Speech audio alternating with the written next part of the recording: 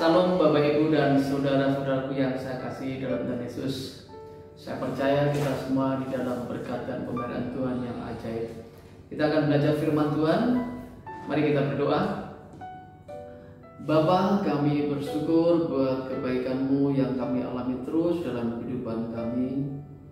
Kami akan belajar firman-Mu. Roh Kudus memberikan pengertian akan firman Tuhan yang kami renungkan dan pelajari pada saat ini.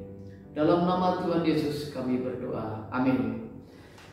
Baik Bapak Ibu dan saudara-saudariku yang saya kasih dalam Tuhan Yesus, kita akan belajar firman Tuhan.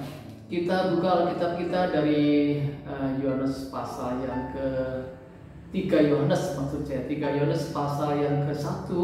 Kita baca ayat yang pertama, lalu disambung ayat 5 sampai ayat yang ke-11.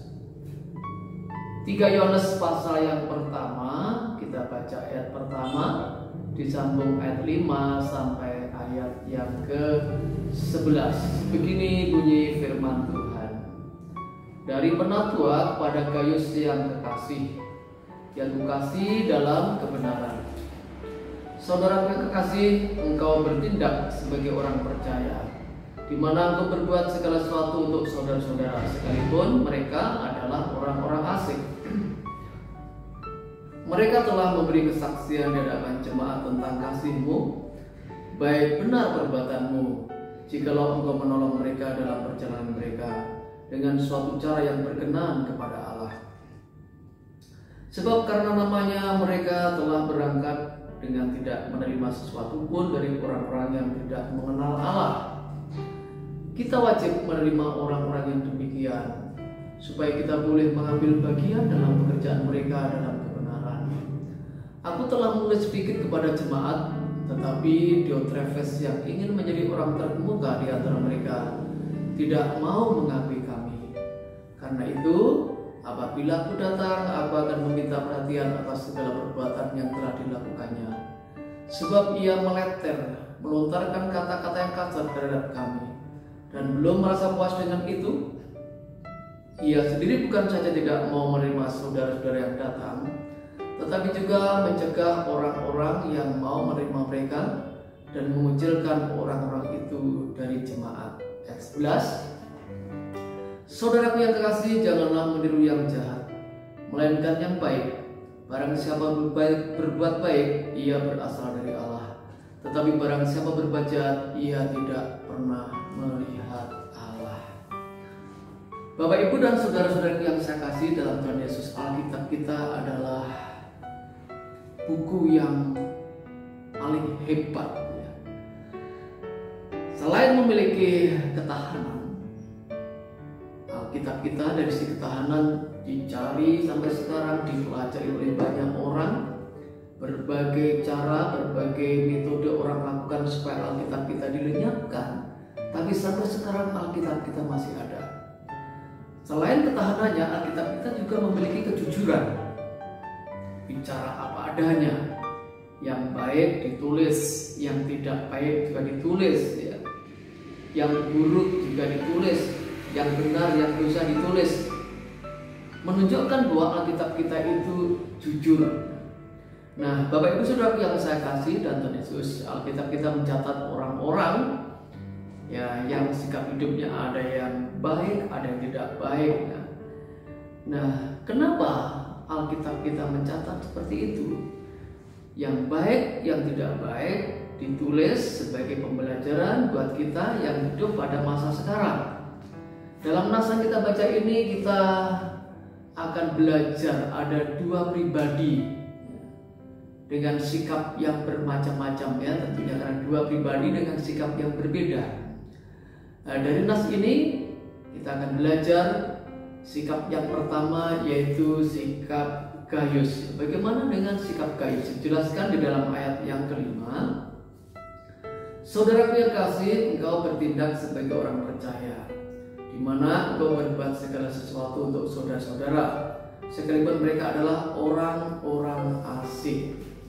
Yang pertama dari Gaius, kita belajar bahwa dia punya sikap mewujudkan iman di dalam hidupnya.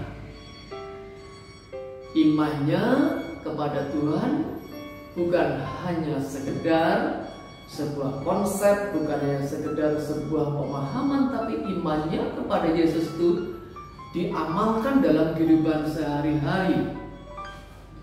Jadi dia bukan hanya tahu siapa Yesus, ngerti firman, tapi hidupnya menjadi pelaku firman. Firman Tuhan diwujud nyatakan di dalam kehidupan sehari-hari. Kalau kita bisa katakan iman Gaius ini, kata orang, bukan iman kaleng-kaleng ya. Iman asal bunyi atau iman-iman imitasi, tapi iman yang sungguh-sungguh hidup. Makanya dalam kitab Yakobus pasal yang kedua ayat 17 ya, jika iman tanpa perbuatan, pada hakikatnya iman itu adalah iman yang mati. Dan kita lihat bahwa Gaius ini imannya nyata dalam perbuatan sehari-hari ya. Bagaimana buktinya ya? Dijelaskan dalam ayat yang kelima tadi, Gaius terlibat di dalam pekerjaan Tuhan. Dia memberikan dukungan bagi orang-orang yang melayani Tuhan. Rumahnya terbuka untuk memberikan tumpangan, untuk memberikan kepada orang bisa menginap di rumahnya. Dia gunakan hartanya, waktunya untuk mendukung pelayanan. Inilah sikap yang ditunjukkan Gaius sebagai bukti dia bahwa imannya itu iman yang nyata. Dan apa yang dilakukan Gaius itu diakui oleh banyak orang. Banyak orang cerita bahwa dia memang Gaius seorang yang hebat. Kita belajar prinsip di sini bahwa orang menyatakan kebenaran, bahwa dia orang benar itu bukan apa kata diri, saya baik bukan kata diri, tapi baik itu kalau orang itu yang menilainya. Dan Gaius dinilai oleh banyak orang, ya dia sebagai seorang pribadi yang baik, ya, berkorban bagi pekerjaan Tuhan. Nah, Bapak Ibu Saudaraku, kenapa pengorbanan bagi pelayanan, mendukung pekerjaan Tuhan, terlibat dalam pekerjaan Tuhan itu sebagai sesuatu yang harus kita lakukan. Dijelaskan dalam ayat yang ke-6 itu karena sebagai sikap yang berkenan di hadapan Tuhan. Jadi sikap seperti Gaius menggunakan waktunya, hartanya bagi pelayanan, itu adalah sikap yang berkenan di hadapan Tuhan. Jadi Bapak Ibu, kalau kita ingin sebagai berkenan di hadapan Tuhan, salah satunya adalah ketika kita melibatkan diri bagi kehidupan orang lain sebagai bukti bahwa iman kita iman yang hidup. Berikutnya Bapak Ibu yang saya kasih dalam Tuhan Yesus ya, juga sebagai bentuk keterlibatan seseorang di dalam pekerjaan Tuhan. Dalam ayat 8 di sana dijelaskan demikian ya. Pekerjaan Tuhan itu bisa berjalan. Ada 3D ya, kalau saya sampaikan ya bisa 3D. Yang pertama doa. Doa perlu, makanya kita terus berdoa bagi pelayanan-pelayanan yang Tuhan percayakan kepada kita di tempat lain. Doa penting Bapak Ibu. Yang berikutnya adalah daya, tenaga. Ya, doa tidak ada tenaga yang melayani, ya tidak jalan ya. Jadi yang kedua adalah daya, tenaga atau tenaga. Yang ketiga adalah dana. Ini bicara soal harta, keuangan, finansial. Nah, Bapak Ibu Saudara yang saya kasih dan Tuhan Yesus ya, dalam nasi kita baca ini Gaius punya sikap dia bukan menggunakan hartanya untuk mendukung pelayanan. Ya, zaman Yohanes hidup ini mereka pelayanan bermisi keluar menjangkau jiwa-jiwa ya. Nah, Gaius lakukan rumahnya untuk menampung orang-orang melayani Tuhan. Selain itu untuk mendukung orang-orang yang berangkat ke ladang pelayanan. Nah, mungkin kita tidak bisa, tenaga kita tidak memungkinkan untuk kita bisa pelayanan ya. Atau mungkin kita hanya bisa berdoa, itu pun juga Tuhan kehendaki ya. Apalagi kalau Tuhan juga bisa, kalau mungkin Tuhan berkati kita dengan berkat yang percayakan buat kita, itu pun juga Tuhan juga kehendaki.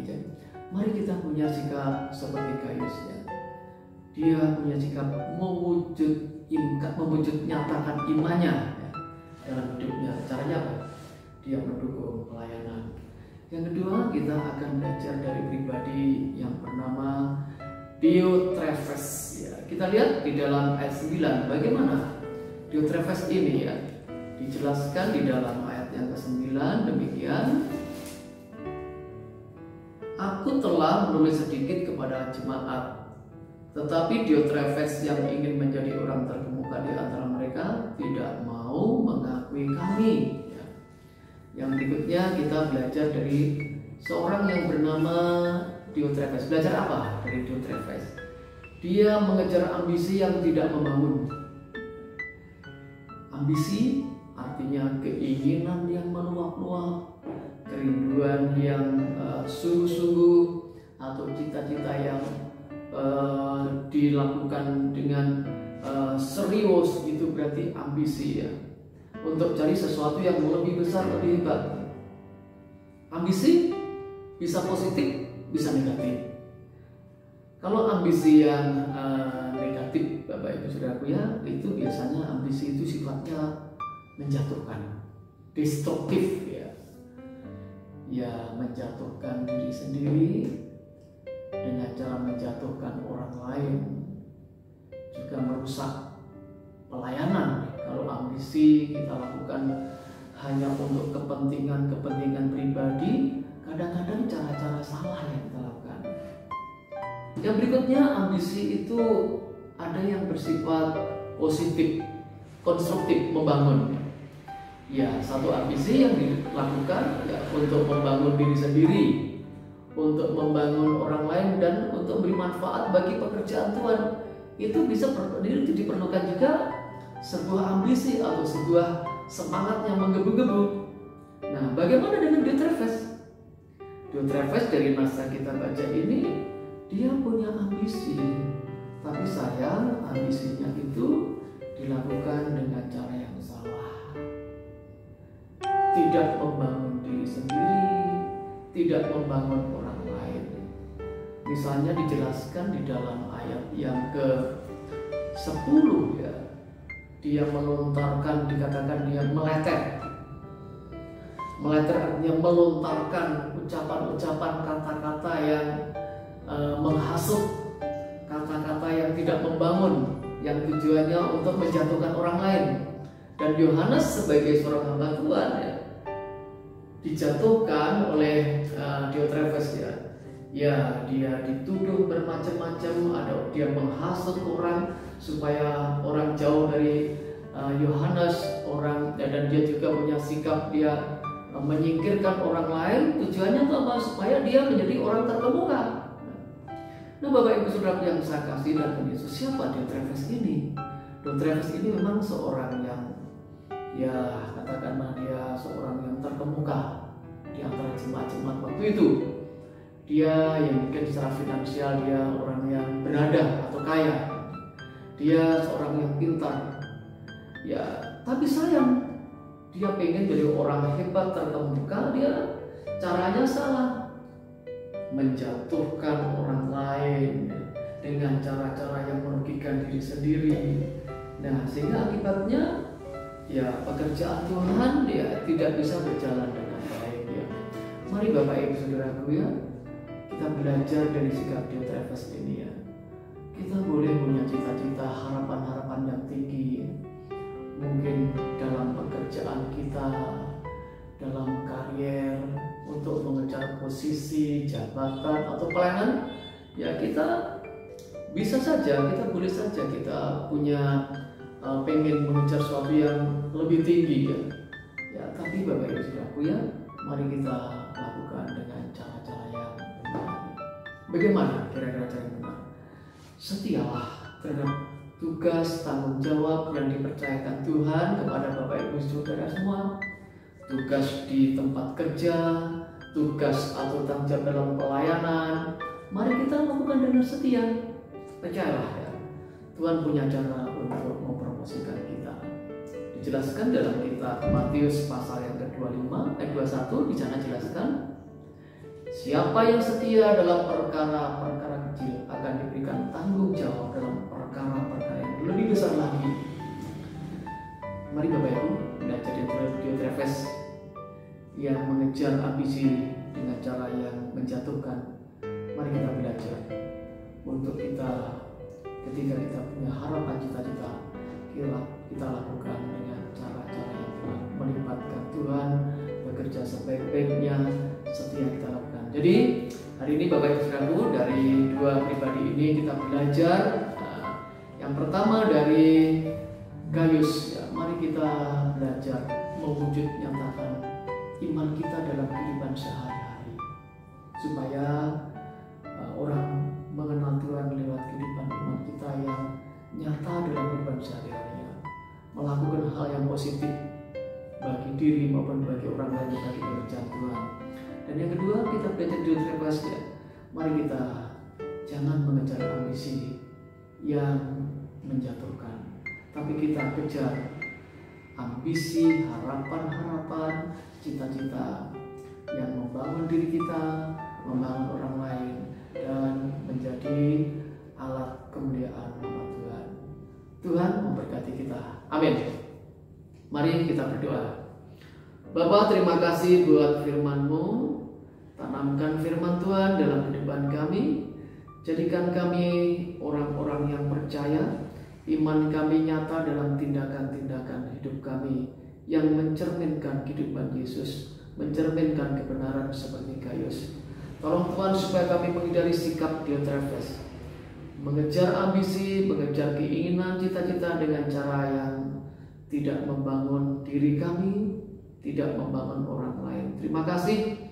Tanamkan firman Tuhan dalam kehidupan kami. Kami percaya pada waktunya nanti ketika kami setia, Tuhan akan mempercayakan hal-hal yang lebih besar lagi. Terpuji nama-Mu, di dalam nama Tuhan Yesus kami berdoa. Amin. Tuhan memberkati kita.